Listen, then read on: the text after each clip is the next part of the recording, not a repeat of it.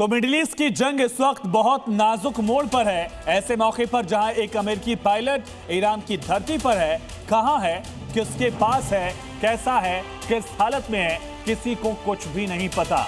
Trump और America की धड़कनें तेज हैं तो ईरान और उसकी सेना दिन रात उस पायलट तक अमेरिका से पहले पहुंचने की लगातार कोशिश कर रही है। जंग का सबसे बड़ा मोड़ है जिसमें एक के बाद एक ईरान अमेरिका को झटके दे रहा है और इस मौके का फायदा उठाते हुए ईरान एक ऐसा जाल बिछा दिया जिसमें अमेरिका और ट्रंप पूरी तरह से फंस गए हैं। ट्रंप की इस वक्त सांसें फूली हुई हैं। अमेरिका के लिए एक एक मिनट सालों की तरह बीत रहा है। अमेरिकी सेना में पैनिक फैला है। मिशन मोड पर अमेरिकी फाइटर जेट्स रेस्क्यू टीमें ईरान में लगी हुई हैं। बेहद लो हाइट पर उड़ान भरी जा रही है। मिशन है अपने उस पायलट को ढूंढने का जो इस वक्त दुश्मन देश यानी ईरान की जमीन पर है, क्योंकि इस अमेरिकी पायलट के साथ जो होगा वो मिडिल ईस्ट की जंग का सबसे बड़ा और सबसे अहम मोड़ बन सकता है।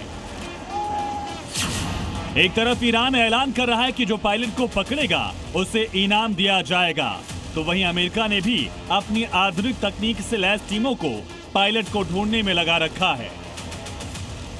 ईरान की तरफ से सरकार ने तो इनाम घोषित किया ही, साथ ही कई बिजनेसमैन भी अपनी तरफ से अमेरिकी पायलट को पकड़ने वालों को इनाम देने की बात कर रहे हैं।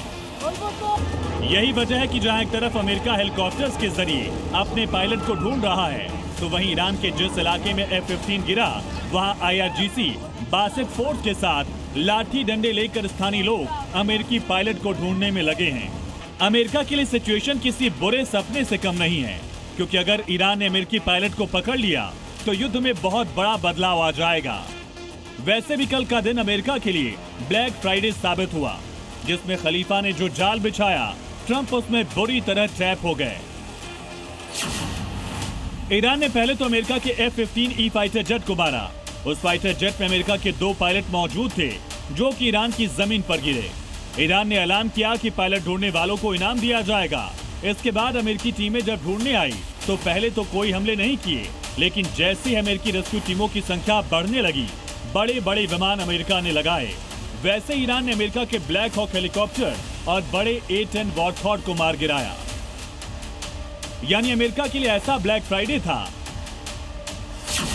जिसमें एक ही दिन में 5 विमान मार गिराए गए, जिसमें ईरान ने बाकायदा A-10 वॉरथॉग को मारने का वीडियो भी जारी किया, जो कि पायलट के सर्च ऑपरेशन में लगा था। उसे ईरान ने निशाना बनाकर तबाह कर दिया।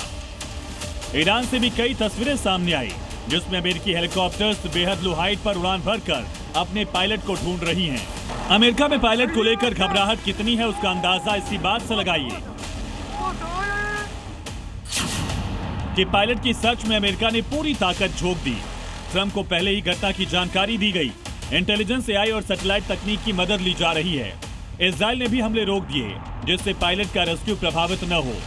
अमेरिका की स्पेशलाइज्ड टीम पायलट को ढूंढ रही है। इसमें special operation team, para rescue jumpers शामिल हैं। इसके अलावा ब्लैक हॉक हेलीकॉप्टर, थंडरबोल्ट विमान, MQ-9 ripper drone, support aircraft, fighter escort लगाए गए हैं।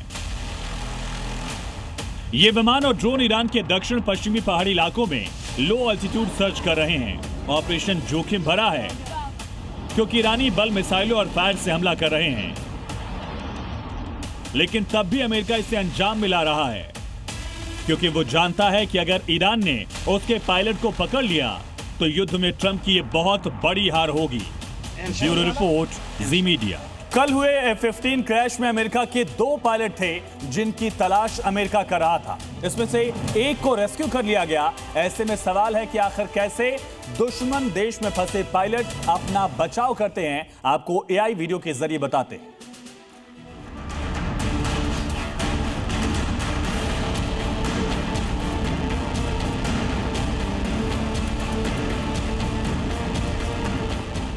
तो ऐसे हालातों के लिए बाकायदा पायलट्स को ट्रेन किया जाता है, जिसमें पहले पायलट इजेक्ट होने के बाद सुरक्षित जगह पर खोजता है, सुरक्षित जगह पर छिपता है कोशिश होती है कि दुश्मन से बचकर निकले और उसके बाद उसके पास मौजूद सर्वाइवल किट के जरिए अपनी सेना को वो सिग्नल भेजता है। कोशिश की जाती है कि दोस्ताना इलाके की तरफ वो जाए, जिसकी पहले से ही जानकारी पायलट्स को दी जाती है। खास तौर पर बताया जाता है कि दुश्मन देश में सिर्फ रात को ही मूवमेंट करनी है, ये जानकारी दी जाती है, यानी दिन ढलने के बाद ही मूवमेंट करना होता है।